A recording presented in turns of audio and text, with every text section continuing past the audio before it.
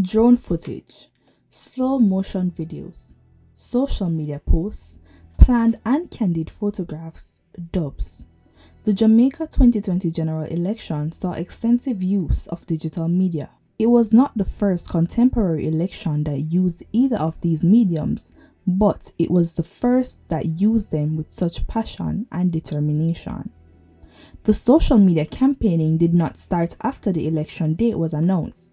The campaigning started early in the year as everyone anticipated the announcement. This increased as the election drew near. The JLP Public Relations team made posts highlighting what they accomplished while in power 2016 to 2020 to show why they should receive a second term. The PMP also made posts outlining the reasons why they should become the government and highlighting the plans they have in store. They even created an interactive website on which they released their manifesto, votepmp2020.com. Incumbent members of parliament and prospective candidates flooded social media platforms with campaign posts.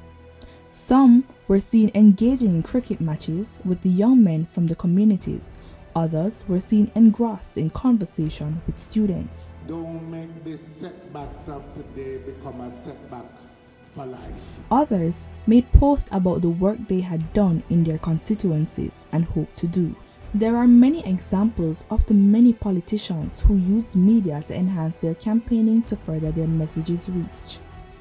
This also shows how social media became a central tool to the 2020 general election. Though social and digital media was used extensively, traditional media such as newspapers, radio, and television advertisements were still used. They were also used by independent candidates, including Central Manchester candidate Rohan Chung, who was able to amass 69 votes, which were reduced to 49 after a magisterial recount. Definitely the love for the people, the will of doing the right thing for the people and getting it done. There was simply no opportunity to ignore the buzz of the election season. Social media platforms have become a major influence on elections. They are increasingly being used to shape political opinions and beliefs, and they influence voter choice in electoral periods. Reports from many countries have shown that disinformation attempts to manipulate elections, be it via discrediting campaigns, external influence, or trying to suppress voter turnout, all take place. Some characteristics of social media are worth mentioning.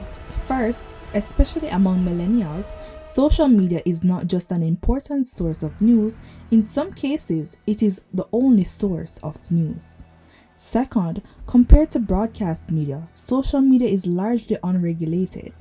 Therefore, politicians can push the limits of accessibility using this medium. Third, as a consequence of the second, social media provides political actors with unfiltered means of communicating with their followers. This was evident in the election. There was a back and forth, a race to see who would be the first to respond on social media to an issue or commentary that arose. Jamaica has a population of about 2.9 million people, with about 1.9 million being registered to vote. Of that number, only about 715,000 people voted to cast a ballot on election day. Where did the online support go? Where did the interest of the democratic process go? Even with such low voter turnout, the JLP was able to achieve a landslide victory. They now occupy 49 of the 63 seats of parliament. The influence and impact that social media had on the election cannot go unrecognized. The JLP and PMP brought the campaign to the fingertips of the people, their personal devices, their phones. Social media played a pertinent role in how the public perceived the leaders of the two political parties, Andrew Holness from JLP and Dr. Peter Phillips of the PMP. The media provides an outlet for people to enjoy and entertain themselves. During the pandemic's early stages, this was the case for many persons. People use media as a form of escapism from the real world. This was evident during the pandemic with lockdowns and curfews. People turned to social media to escape the uncertainty and difficulties that faced them. This was another reason for the use of social media in campaigning. The public relations team of both political parties knew that people were on their devices even more, and they used this to their advantage. The media has the power to capture the attention of the audience and make them feel connected with the situation and characters, in this case, politicians. Andrew Honest gone through already. I know Andrew Honest can't lose. Andrew Honest win already. Jamaicans wanted a distraction from COVID, and watching an election did just that for them. According to communication.org, people participate in or watch a particular program not only out of self-interest, but because their friends or peers watch it so that both parties may have something in common to discuss, as was seen with the election dubs being the talk of the town.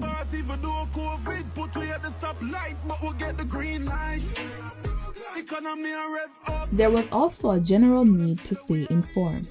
Whether people plan to vote or not, an election affects everyone, and for that reason, people tune in. Scholars would term these as the social, integrative, and cognitive needs, respectively. These needs were fulfilled through users actively participating and commenting on election campaigns by way of social networking sites like Facebook and Instagram. There were also live tweeting during the election debates that for many served as comic relief more than anything else. This accounts for the low voter turnout. Though people were active on social media and remained informed through the other media, they just wanted to escape their reality. There was not much interest in the election, just the entertainment that came from it. This election, along with the real-world issues facing the Jamaican economy and society, was transformed into a trending topic on social media with entertaining gifs, memes, and quotes from the debate and the campaign trail. While this informed some Jamaicans about the issues in the country, media during the election served as a form of entertainment, in effect, trivializing the election process.